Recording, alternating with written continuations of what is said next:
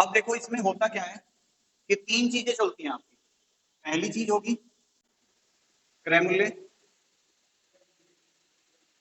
जिसे अंग्रेजी में कहते हैं कॉस्ट प्राइस, और इसके लिए हम टर्म यूज करेंगे हमेशा सीपी। ठीक है भाई, कॉस्ट प्राइस सीपी। ठीक है, तो जब भी मैं सीपी की बात कर रहा हूं तो किसकी बात कर रहा हूं? क्रय मूल्य की बात कर रहा हूं। ठीक है, दूसरी चीज आएगी आपकी विक्रय मूल्य, जिसे अंग्रेजी में बोलते हैं सेलिंग प्राइस। ठीक है, अब सेलिंग प्राइस को हम शॉर्ट में क्या कहेंगे? एसपी कहेंगे। ठीक है जी, बात क्लियर। अब देखो क्रय मूल्य की जगह कहीं कहीं कहीं कहीं आपको लागत मूल्य भी लिखा मिलेगा। हाँ, तो लागत मूल्य कह दो या क्रय मूल्य कह दो, दोनों सेम है। अगर कोई चीज बन के तुम बना के तैयार कर रहे हो तो वो उसमें लागत आएगी। अब कोई चीज अगर तुम खरीद के लेके आ रहे हो तो वो तुम क्रय करके लेके आओगे, दोनों में बात एक ही रहती है।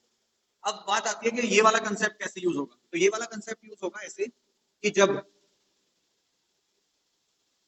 विक्रय मूल्य बड़ा है, ये साइन किसका होता है? ग्रेटर का साइन होता है, ये ग्रेटर का साइन होता है बड़े का। तो जब विक्रय मूल्य बड़ा है किससे? क्रय मूल्य से, तो इस केस में आपका क्या होगा?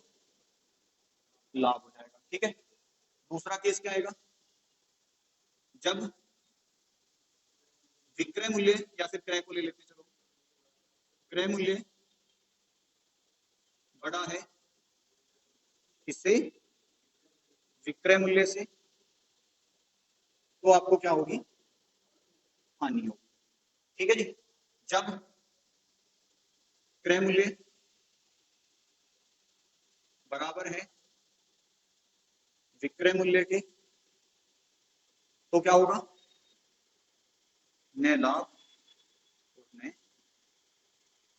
जब दोनों बराबर ही हैं तो ना तो लाभ होगा और ना होगी। और यहां से इकोनॉमिक्स में जीके का क्वेश्चन बनता है।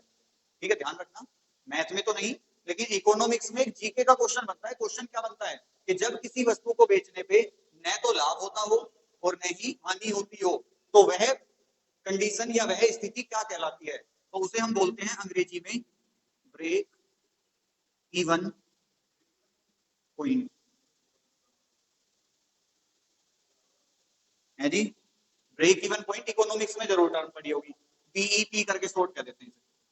अब हिंदी में मुझे इसका नाम याद नहीं आ रहा, तो थोड़ा ध्यान रखना, क्योंकि ये इकोनॉमिक्स में जीके का क्वेश्चन पता नहीं कितने एग्जाम में रिपीट हो चुका है कि भाई जब किसी वस्तु को बेचने पे ना तो लाभ होता हो और नहीं हानि होती हो, तो वो बिंदु क्या कहलाता है? तो वो कहलाता है ब्रेक इवन पॉइंट। ठीक है, याद रखना। तो फिलहाल तो इसे यहीं तक रखो।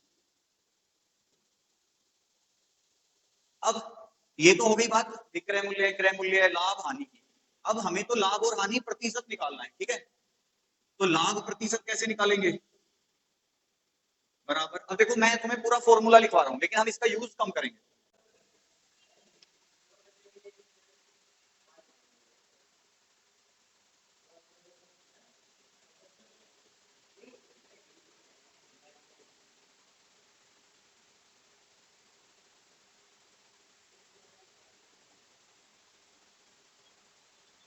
ठीक है, यही तो है सारा जो मैंने बड़ा बड़ा लिखा है, वो छोटे छोटे में तो यही लिखा जाएगा। आपको ये टर्म याद रखनी है, सीपीएसपी, प्रॉफिट लॉस। प्रॉफिट मतलब लाभ, लॉस मतलब हानि, एसपी मतलब सेलिंग प्राइस यानी कि विक्रय मूल्य, सीपी मतलब कॉस्ट प्राइस यानी कि क्रय मूल्य। अगर तुम्हें लाभ प्रतिशत निकालना है तो विक्रय मूल्य माइनस क्रय मूल्य बटे क्रय मूल्य गुना 100, यानी कि हम शॉर्ट में क्या कर सकते हैं? एसपी माइनस सीपी बटे सीपी गुना 100। हानि प्रतिशत निकालना है तो क्रय मूल्य माइनस विक्रय मूल्य बटे क्रय मूल्य गुना 100, यानी कि